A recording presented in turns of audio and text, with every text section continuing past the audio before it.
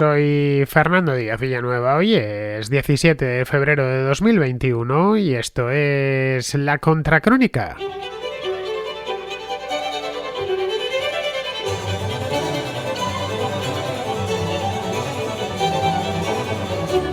El sábado pasado, Mario Draghi tomó posesión como primer ministro de Italia. Lo hizo por encargo directo del presidente de la República, que se llama Sergio Mattarella. Lo hizo unos días antes de que la Cámara de Diputados y el Senado, Italia es una república parlamentaria con dos cámaras y tienen que votar su investidura, y lo están haciendo pues entre hoy y mañana es cuando se va a votar la investidura, que está ya garantizada, está pactada de antemano, así que en esto no va a haber sorpresas. Por de pronto, Draghi ya tiene gabinete, lo ha presentado a lo largo de los últimos días y se ha puesto a trabajar. Tiene muchísima faena por delante. Draghi acaba de asumir el control de la tercera economía más grande de la Unión Europea, tras la de Alemania y Francia, en un momento especialmente complicado, en plena tercera ola de la pandemia, con la vacunación avanzando a un ritmo desesperadamente lento en toda Europa, en Italia no tanto, pero aún así bastante más lento que en el Reino Unido, que en Estados Unidos y por supuesto que en Israel, y con una crisis que en el caso de Italia precede con mucho a la que ha provocado la COVID-19. Italia ya venía con una economía bastante tocada, no desde hace 2, ni 3, ni 5 años, sino desde hace 20 años. La reactivación de la economía italiana es vital para la Unión Europea porque es la tercera economía de la Unión Europea y también para el euro, ya que las deudas y el crecimiento crónicamente bajo de Italia siembran la duda sobre la estabilidad a largo plazo de la moneda única. Esto no es algo nuevo, esto es un problema ya cronificado que venía desde mucho antes. Draghi es un tipo muy prestigioso, es un economista, tiene 73 años, economista especialista en banca, ha trabajado en el Banco Mundial, en Goldman Sachs, presidió el Banco de Italia entre 2006 y 2011 y luego posteriormente lo que le dio ya celebridad mundial fue cuando se convirtió en gobernador del Banco Central Europeo en un periodo muy complicado entre el año 2011 y 2019. Pues bien, este hombre con un currículum tan brillante tendrá como máximo 2 años para marcar la diferencia. Luego ya en 2023, quizá un poco antes, todo volverá a la normalidad política en Italia, con las elecciones que están programadas para ese año, aunque podrían celebrarse antes. Solo hay un punto en la agenda de Mario Draghi, que es salir de la crisis y reanimar la economía italiana, que permanece estancada desde los años 90, a pesar de que un buen número de reformistas de todos los colores políticos han tratado de ponerla de nuevo en marcha.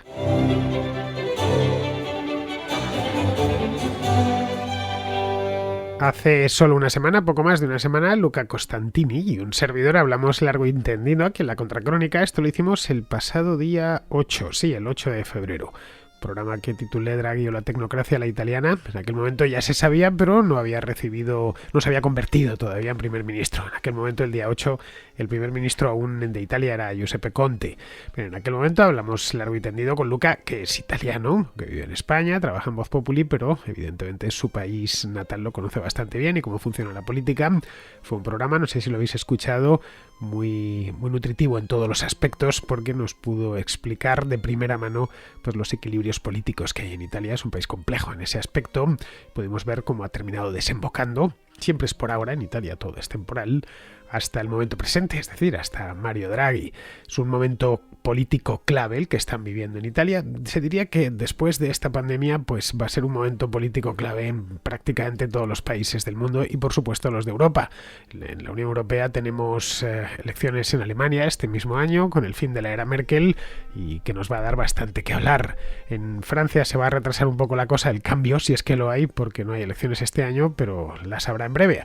Así que vamos a tener una serie de momentos políticos muy interesantes a lo largo de los próximos meses o los próximos años, 2-3 años como mucho, y que esta pandemia va a marcar esos momentos, los está marcando ya. El caso de Italia es el primero que se presenta y se ha presentado un poco de improviso porque ha habido una crisis de gobierno en el país. El que era primer ministro, Giuseppe Conte, se anunció que se iba en el mes de enero tras 3 años de gobierno. Bueno, no llegaba a 3 años porque él llegó en el mes de julio del año 2018. 2 años y medio y un poquito más. Es lo que estuvo al frente del gobierno italiano. Ojo, en Italia eso es bastante, porque ha habido gobiernos mucho más breves que el de Conte. Bien, aparte de la crisis de gobierno, cosa a lo que están acostumbrados los italianos, es la normalidad de allí, en Italia, que haya crisis de gobierno. No es Alemania, que es todo lo contrario. Pueden tener un canciller, pues como el caso de Angela Merkel, tranquilamente 15 años sin inmutarse. En Italia lo de cambiar, seguir, saberse de memoria los primeros ministros italianos, no ya de los últimos 50 años, de los últimos 25, hay que tener muy buena memoria. Necesitas una lista casi como la de los reyes visigodos para saberlos todos. Bueno, la cuestión es que esta pandemia a Giuseppe Conte le terminó poniendo contra las cuerdas, como bien vimos aquí con el programa con Luca. Él presidía una coalición de izquierda del Partido Socialista, el Partido Democrático, mejor dicho, que es como se llama ahora, con el Movimiento 5 Estrellas, que terminó colapsando en el mes de enero en medio de enfrentamientos personales y desacuerdos sobre cómo gastar el dinero de la Unión Europea, que va a llegar desde Bruselas. Muchísimo dinero es lo que va a llegar a Italia. Va a ser el país que más dinero reciba, entre fondos contra reembolsos, es decir, que tendrán que devolver, más los que se den a fondo perdido. Bien, con todo el sistema político enrevesadísimo, que es el italiano, puesto en jaque desde hace más de un mes, Draghi aparecía pues algo así como una especie de caballero blanco, llegado desde las alturas, blandiendo su espada, en un caballo blanco también, para salvar la situación y salvarla además in extremis. Lo cierto es que esta decisión de poner a Draghi ahí, y nunca mejor dicho, han puesto a Draghi ahí. Este Draghi no ha salido de las urnas, ni se ha presentado jamás a unas elecciones. Es más, y dudo mucho que Draghi, si no fuese una situación tan delicada, jamás se hubiese presentado a unas elecciones, porque él no tiene partido político conocido. Supongo que votará alguno, habrá votado alguno, pero nunca ha militado en un partido, ni ha sido ministro, ni nada por el estilo. Pues sorprendió bastante, porque todo el mundo pensaba que era un hombre ya retirado además de manera más que merecida. Es un hombre que cumplirá este año, en septiembre, cumplirá 74 años, estaba ya jubilado, finalizó su mandato como gobernador del Banco Central Europeo en octubre de 2019, que es cuando llegó Christine Lagarde, y todos daban por hecho que ya no se le volvería a ver, por lo menos en las alturas. A título personal, pues supongo que tendría una vida próspera, porque este hombre, debido a ganar mucho dinero, claro, no estaba viviendo con lo puesto, vamos. Y una carrera próspera y bastante exitosa, prácticamente toda dedicada a la banca. Entre 2006 y 2019 presidió primero el Banco de Italia y luego posteriormente el Banco Central Europeo. En ambos tuvo que sortear los bajíos de la crisis financiera, allá por 2013, 2012, 13, 14, iba en la prensa, en la portada de los periódicos prácticamente todos los días, si no era por una cosa, era por la otra, especialmente en el año 2012. Y luego, posteriormente, aparte de la crisis financiera, tuvo que gestionar la crisis del euro, que es donde consiguió la inmortalidad, es decir, que ya pasará a la historia definitivamente. Bien, esos dos son sus activos principales. Ha tenido otro tipo de trabajos, es un tipo formado en Estados Unidos, trabajó en Goldman Sachs, como os dije, con bastante prestigio dentro de los de su profesión, y bien, hubiese pasado desapercibido de no haber tenido que presidir el Banco Central Europeo en un momento tan difícil como el año 2011, 2012 o 2013. Y sobre esos dos activos se ha edificado su nombre. Draghi tiene una reputación impecable, tanto en Italia como en Bruselas. Es difícil encontrar a alguien que hable mal de Draghi, incluso los que no les pareció bien aquello de salvar el euro costase lo que costase, pues vienen a decir que dentro de su equivocación principal, que era un tipo que conocía bien su trabajo y bastante honrado, con conocimientos de banca muy potentes, que sabía lo que hacía, en una palabra. Como gobernador del Banco Central, desactivó la crisis de deuda soberana a su manera, que amenazaba en aquel momento con destruir el euro, y se comprometió, pues a lo que todos recordamos, a hacer lo que sea necesario. Y hizo lo que fue necesario. Esto es indiscutible, para estabilizar los mercados de deuda pública, de bonos, que se encontraban en aquel momento, y para esto nos tenemos que teletransportar al verano del año 2012, estaban presos del pánico, por utilizar una expresión suave, porque la situación, especialmente en el mes de julio y de agosto de aquel año, era de pánico absoluto, de sálvese quien pueda. Luego, esto lo hizo no dando un golpe en la mesa, Lo hizo después de una operación diplomática pero que muy bien hecha. Negoció de manera discretísima el apoyo político de los principales líderes de la Unión Europea en aquel entonces y con mucho tacto puso fuera de juego, sin enfrentamientos directos, a quienes se oponían a sus medidas. Bien, lo que tiene ahora mismo es algo más complicado que lo que tenía en aquel entonces. En aquel entonces tenía que poner de acuerdo pues a 20, 25, 27 presidentes de gobierno, primeros ministros, presidentes de la República. En aquel entonces en Francia estaba François Hollande y poco más. Ahora mismo lo que tiene que arreglar es su propio país. Y ya no se trata de poner de acuerdo a 20 o 25 primeros ministros. Y arreglar la economía de su país implica poner fin pues a una letanía de problemas, de impuestos, de regulaciones, de burocracia, que desde hace 2 décadas, si no algo más de 2 décadas, frenan la inversión y la creación de empleo en Italia. Pero no solo eso, tendrá además que enfrentarse a un sistema de justicia exasperadamente lento, como es el italiano. En España, cuando la gente se queja de la justicia, lo hace seguramente con razón, no se pueden imaginar lo que es. Algunos italianos te lo dicen, no tenéis ni idea lo que puede llegar a ser un proceso, un juicio en Italia. Luego tiene además un sistema educativo bastante obsoleto y que dentro de Italia tiene muchas críticas, unas infraestructuras muy envejecidas, algunas son de después de la guerra, las principales, de hecho, de la época de gran crecimiento de posguerra, los años 50-60. Recordemos aquel puente que hace creo que fue 3 años, se hundió en Génova, con los coches encima, estoy hablando, circulando en tráfico, hubo no sé cuántos muertos. Pues bien, esto se ha podido ver a lo largo y ancho, más a lo largo, porque Italia es un país muy alargado, de toda Italia los últimos años, que muchas de las infraestructuras hay que renovarlas, pero no se pueden renovar por falta de fondos. Pero a diferencia de otros primeros ministros tecnócratas que hubo, porque no es el primero en llegar, esto ya lo contábamos aquí Luca y yo hace una semana, el caso más claro y más reciente por lo menos es Mario Monti, que quiso también reinventarse la economía italiana, pero lo hizo en un momento difícil, como era el año 2011. Lo hizo de manera directa, mediante un recorte de gasto por las bravas. En este caso, el recorte de gasto, al menos yo creo que va a tener que llegar de una manera u otra, pero va a tener dinero Draghi, quiero decir, va a tener dinero para gastar.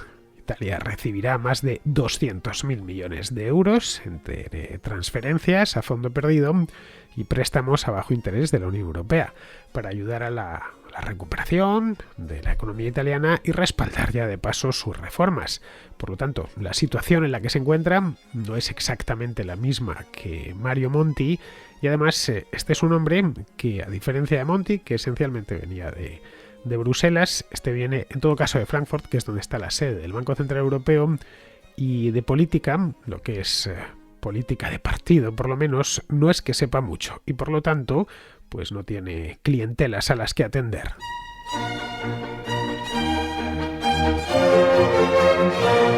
El deseo del presidente italiano, que es Sergio Mattarella, como os decía antes, es que el gabinete de Draghi dure como mínimo 2 años y que sea un gabinete tecnócrata al 100%.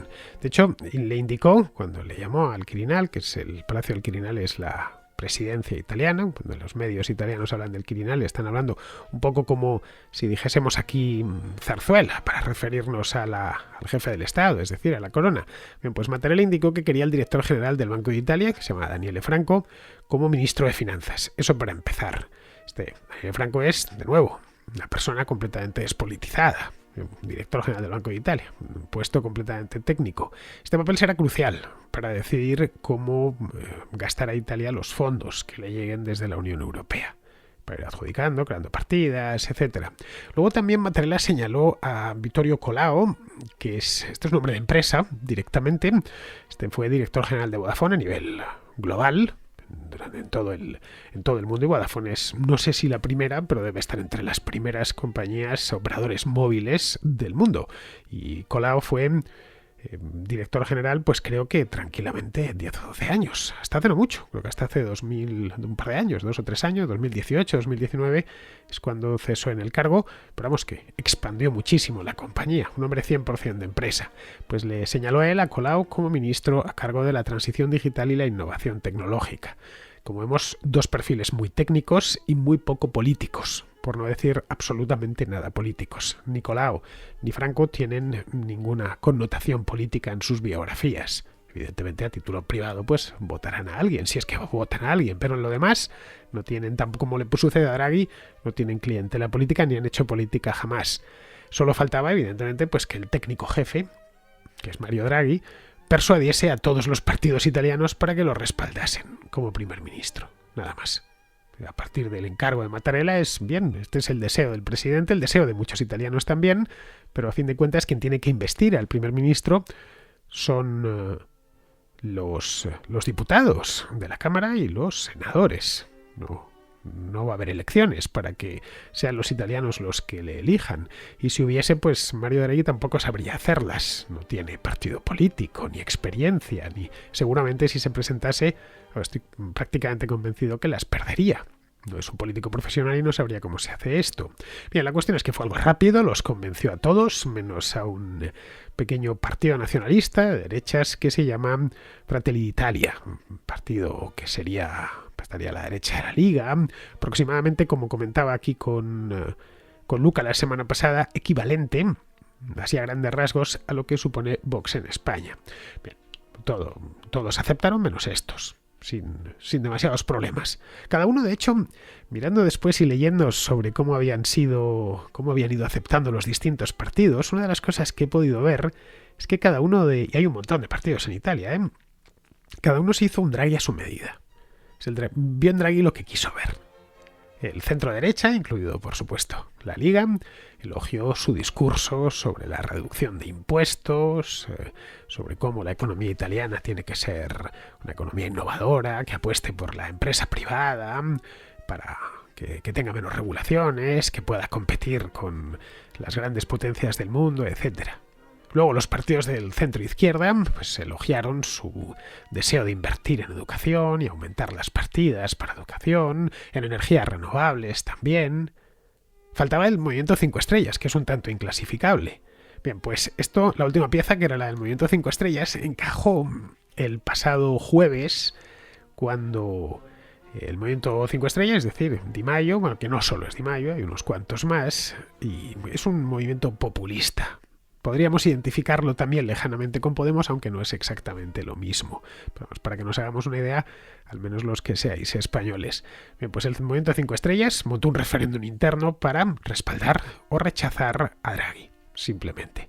A pesar, ojo, que este partido o este movimiento, porque no lleva ni la palabra partido en su nombre, solía denunciar a los gobiernos liderados por tecnócratas, porque decía que no eran representativos, que no los había elegido nadie, que era algo completamente elitista, y por lo tanto no había que apoyarlos bajo ningún concepto. De hecho, este movimiento, el Movimiento 5 Estrellas, inventado, bueno, por lo menos promovido en un origen por un cómico, Beppe Grillo, un tipo muy famoso en Italia, y en su época hasta incluso gracioso. Una de las críticas que hacía la política italiana era: los que no son ladrones son tecnócratas que no representan a nadie y que además exclusivamente se sirven de la gente, del pueblo, para beneficio de las élites. Este era el discurso original del Movimiento 5 Estrellas.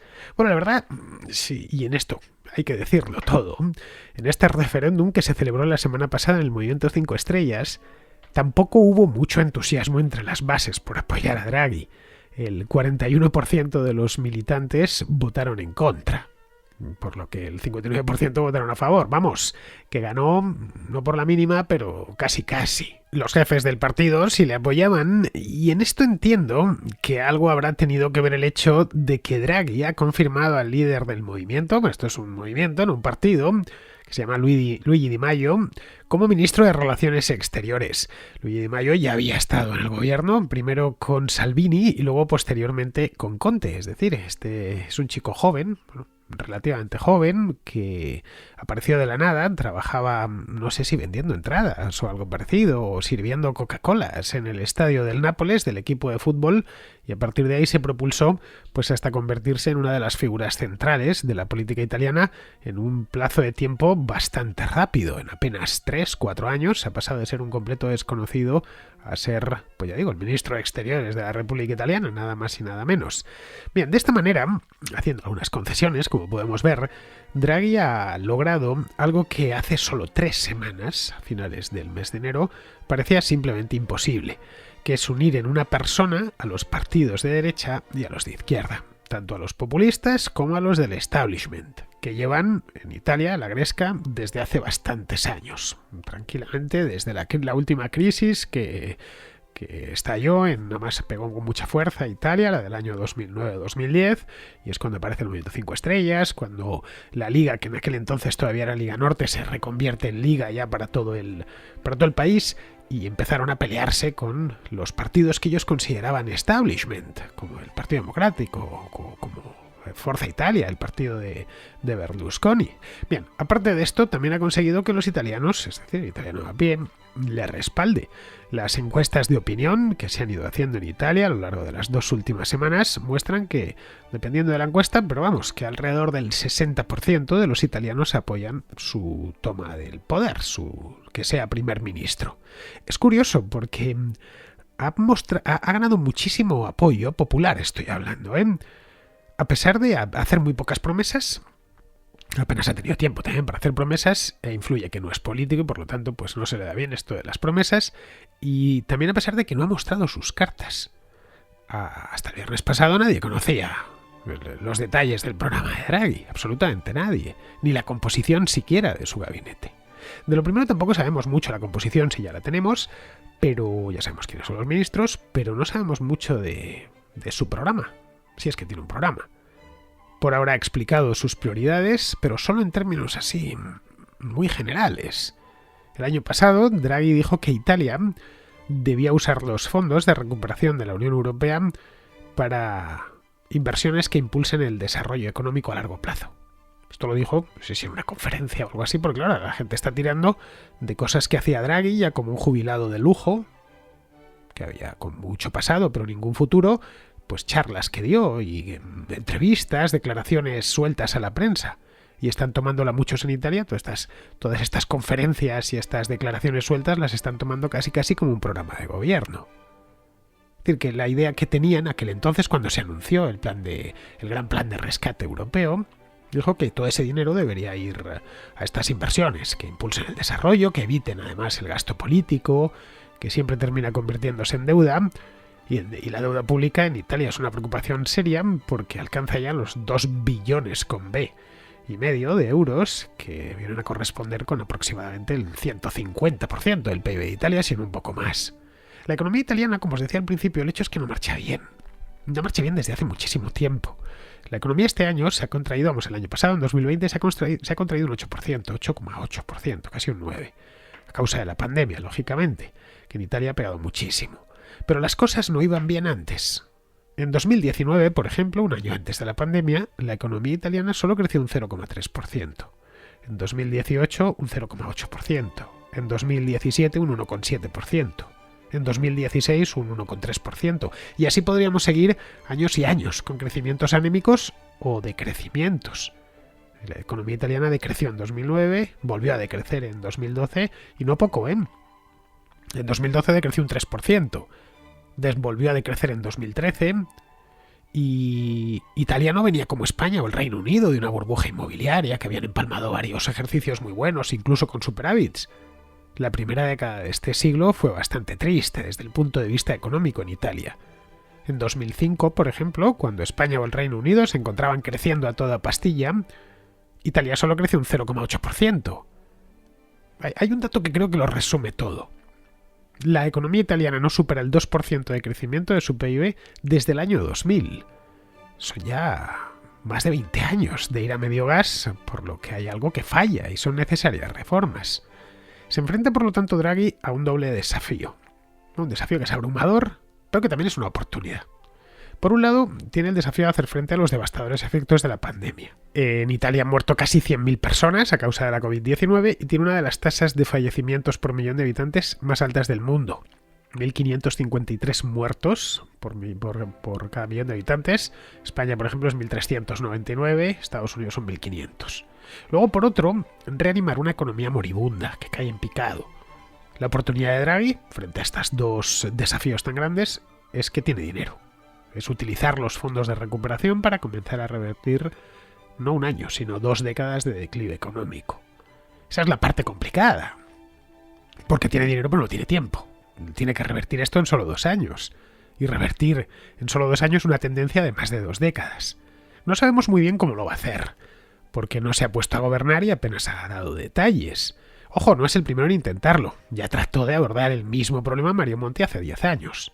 Es un problema extremadamente complejo porque al envejecimiento acelerado de su población, es uno de los países más envejecidos del mundo, si no el que más, y la pérdida de competitividad de la economía italiana, se suma la resistencia de los intereses creados, que son en definitiva quienes han impedido hasta la fecha cualquier reforma en Italia. Por ahora, todo lo que tenemos es una agenda bastante sucinta, que más parece una hoja de ruta que un programa de gobierno. Las áreas prioritarias que ha señalado han sido la salud, quiere acelerar la vacunación y poner fin a esto cuanto antes, luego la educación. Ha sugerido, por ejemplo, que se extienda el año escolar para permitir que los estudiantes se pongan al día. Quiere también proteger a las empresas de los efectos de la pandemia. Y por último, el medio ambiente, que esto último cuadra con las prioridades de la Comisión Europea. Pero nada dicho sobre una reforma integral de la fiscalidad italiana, que es abusiva, invita al fraude sistemático. Nada dicho sobre una simplificación de la burocracia elefantiásica que hay, que padecen los italianos, para casi cualquier cosa. Y por último, tampoco ha dicho nada de una reforma del sistema de justicia, que como os decía antes es lento e impredecible, y por lo tanto desalienta el emprendimiento y la inversión exterior. Como vemos, es una labor pues casi titánica, podríamos decir, que en solo 2 años. La corta esperanza de vida de su gobierno no invita precisamente al optimismo. El dinero europeo llegará, pero no lo hará inmediatamente. Lo hará poco a poco, entre este año y 2023. Todo estará sujeto a una serie de condiciones y son previsibles los retrasos en la entrega de esos fondos. La burocracia italiana es pesada, pero la bruselense no le va la zaga, ¿eh? De hecho, a veces es más pesada. Entre tanto, debe ir cuadrando las cuentas, y eso significa un plan de ajuste creíble, como el que puso en marcha Mario Monti entre 2011 y 2013. Eso ya no gustará tanto, como les gusta al candidato ahora mismo. Bueno, ya no es candidato, ya es primer ministro de ejercicio. Las elecciones deberían celebrarse en el primer semestre de 2023, pero podrían convocarse antes. Si la situación se torna desesperada, quizás se convoquen para 2022. Si será así, ya pues se vería si Draghi aguanta o no aguanta. Vamos, si decide tirar la toalla, dimitir e irse a su casa, pues tendrán que convocar elecciones. Vamos, de hecho creo que tirará la toalla si le ponen demasiados problemas en la Cámara de Diputados y percibe que es impopular en la calle. Draghi no es un político, insisto. Nunca ha militado en partido político alguno y carece de clientela en Roma, para lo bueno pero también para lo malo. Así que aquí habría que preguntarse cuánta impopularidad está dispuesto a arrostrar. Las reformas dejan sectores que ganan con ellas, pero otros que pierden. Cuando el gobierno de Conte sugirió un año escolar más largo para compensar las clases perdidas, se desató una airada protesta por parte de los sindicatos de la educación, que son muy poderosos. Las reformas fiscales, si van dirigidas a aligerar los impuestos, implican en un principio que la recaudación se reduzca, y eso deja víctimas en el sector público.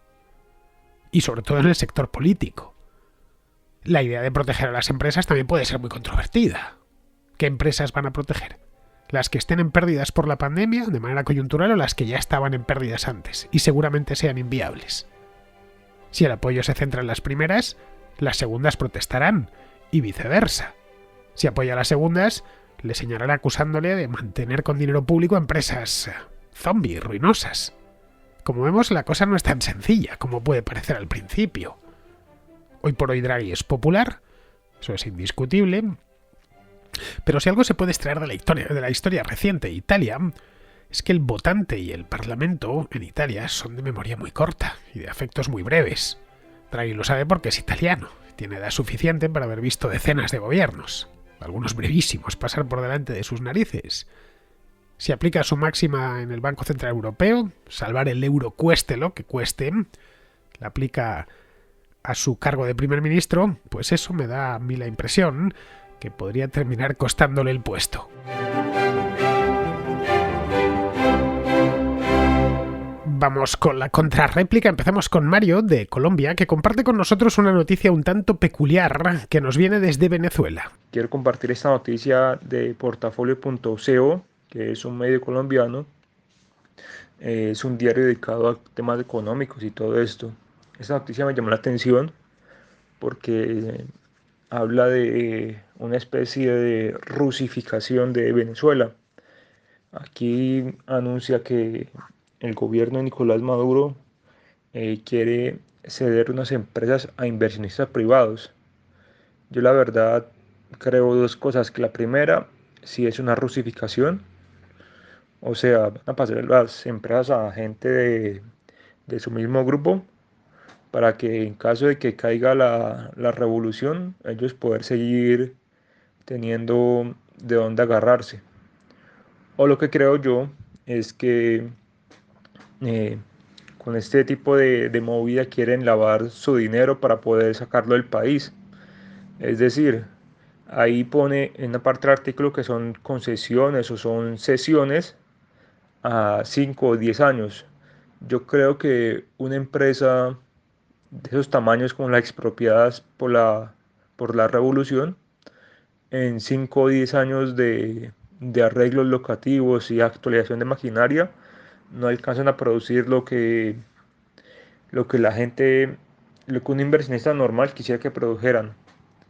Entonces, por favor, dime tu opinión y no más. Un saludo y gracias por el programa.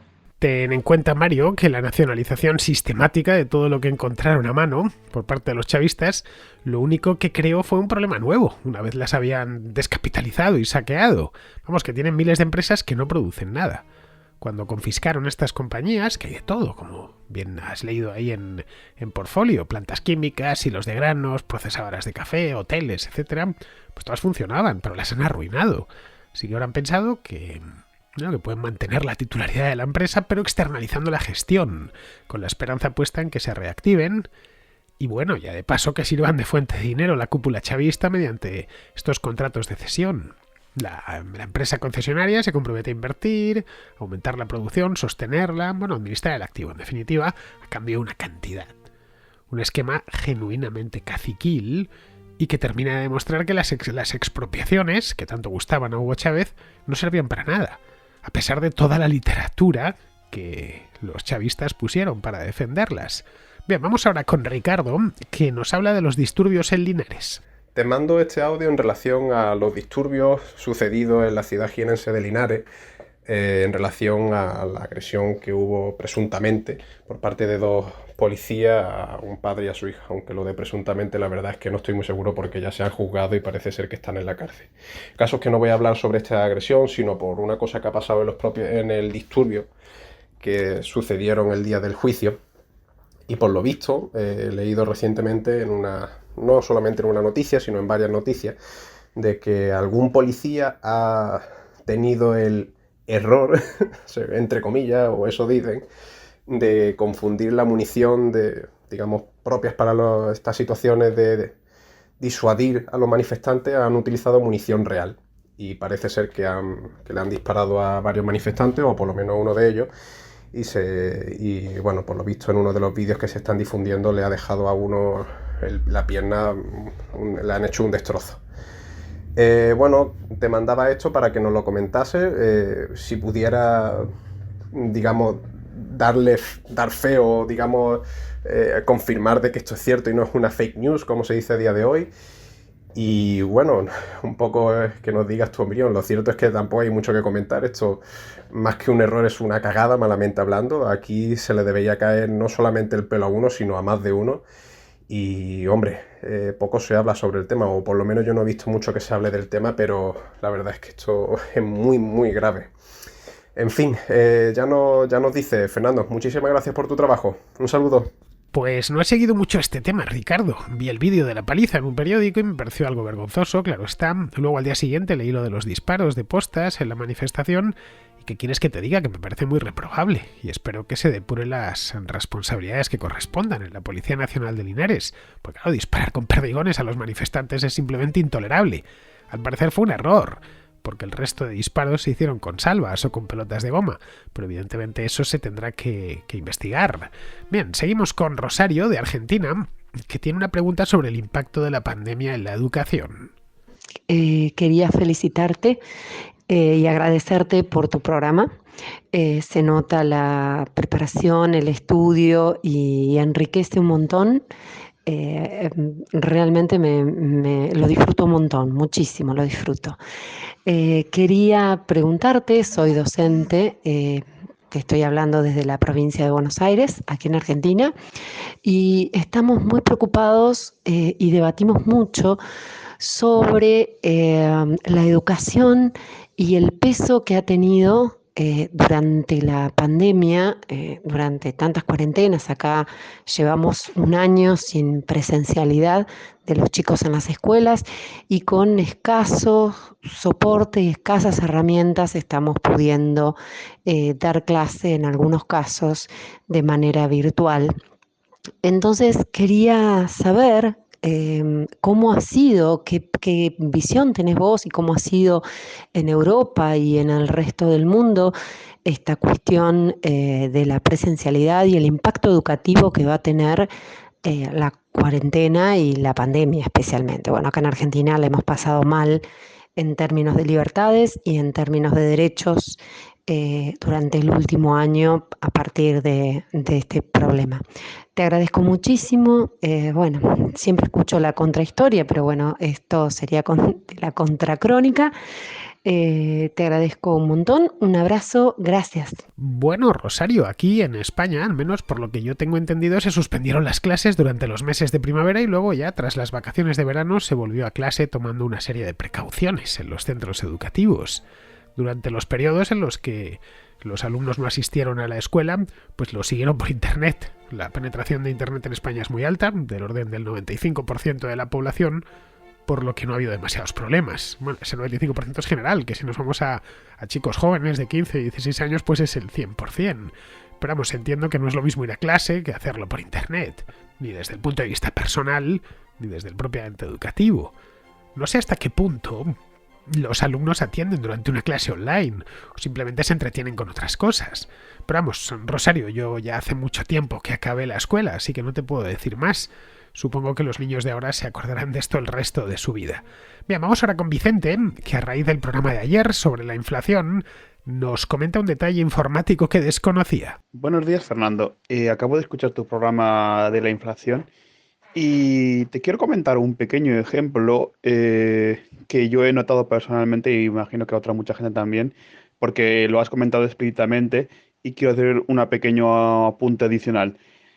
Has hecho referencia al hecho de que ha habido una inflación en todo lo relativo a temas informáticos, entre otros motivos, porque, bueno, pues como mucha más gente teletrabaja, hay mucha más demanda de ordenadores y todo eso porque, bueno, en algunos casos, pues las empresas le han dado ordenadores a los trabajadores y han podido, y han trabajado con los ordenadores de la empresa, pero en otros muchos casos, gente que, sobre todo, pues, a lo mejor un tipo de gente que requiere pues un poder de un alta tiene unos requerimientos de computación altos y todo eso, pues se ha visto obligada a modernizar los ordenadores. Eso ha incrementado mucho la demanda en ordenadores de altas prestaciones que tradicionalmente básicamente solo compraban los gamers, es decir, los jugadores de videojuegos que más de pro, que juegan siempre con la última tecnología y con unos gráficos espectaculares, pues también ahora ha habido un incremento de demanda por parte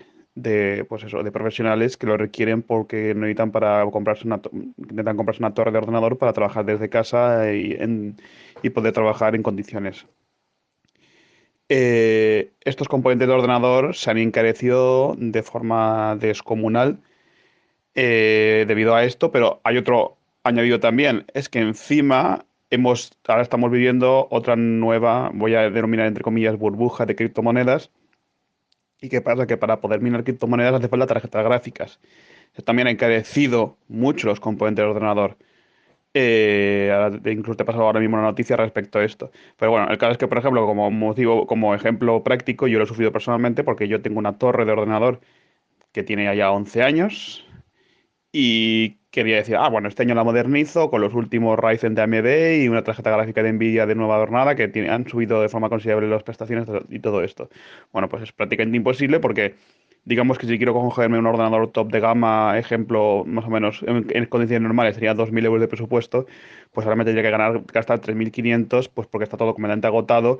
Y incluso, pues ahora básicamente, por ejemplo, a Nvidia acaba de presentar la 3060 y ya los retailers la están ofreciendo con un 30 o 40% de sobrecoste respecto al precio oficial, porque directamente ya, bueno, pues eso, está todo el material agotadísimo y en una parte es por esto, por gente, profesionales que necesitan ordenadores modernos, pero luego también, pues eso, está toda la puñetera burbuja de criptomonedas, están todos los ordenadores minando. Y ahora te pasa una noticia muy interesante a este respecto. Pues muy buen apunte, Vicente. No había caído en eso. Las tarjetas gráficas actuales son muy potentes y claro, lo mismo sirven para jugar a un videojuego que exija mucho en gráficos que para minar Ethereum o Bitcoin. Así que tiene lógica que esos ordenadores que vienen equipados con esas tarjetas tope de gama estén empleándose para esto. Vamos, y claro, evidentemente generando escasez y haciendo subir el precio. No solo de esto, sino de toda la electrónica. A todo esto, Vicente, cámbiate de ordenador más a menudo, que ni yo. Tardo 11 años en cambiar el equipo. Es una barbaridad. Yo el último lo cambié, creo que tenía 7 y ya ves, no podía ni hacer directos. Bien, pues ya con esto ya vamos a ir terminando. Vamos con Pizarro, que nos habla de la inflación. Los bancos centrales tienen la obligación de evitar la hiperinflación, pero han apostado, dadas las circunstancias, por medidas inflacionistas con tipos de interés bajos y compras de deuda pública en cantidades ingentes. Como a nadie les va a afear la conducta en las actuales circunstancias y hay margen inflacionista hasta alrededor del 2%, los bancos centrales se aplican en esta política monetaria asumiendo que podrán controlar una espiral alcista de precios con pérdida de poder adquisitivo, es decir, de ahorros y sueldos. Hacer todo lo posible para que aumente la inflación, medida contraproducente para los ciudadanos porque les conviene a los estados, parece una decisión de alguien que quizás no sabe lo que hace, pero seguro que sí lo que quiere. Una razonable preocupación acerca de la capacidad de los bancos centrales para frenar espirales impulsadas por ellos mismos es razonable y aconsejable. Un cordial saludo de Pizarro. Y hasta aquí, queridos amigos, llega la contra de hoy. Mañana volveremos, y digo volveremos porque mañana quiero hacer, no sé si al final lo terminaré consiguiendo, en principio ya está medio arreglado, un programa especial con Andrea, que está en Cambridge. Lo haremos por teléfono sobre el tema este de la vacuna de AstraZeneca, que está dando mucho que hablar, y no tanto por los problemas con la Unión Europea, que los ha tenido, problemas de, ya sabéis, de suministro de vacunas, sino porque se ha venido diciendo que no es de una serie de mitos que han rodeado a esta vacuna, que no inmuniza lo que debería a mayores de 55, de 65 años.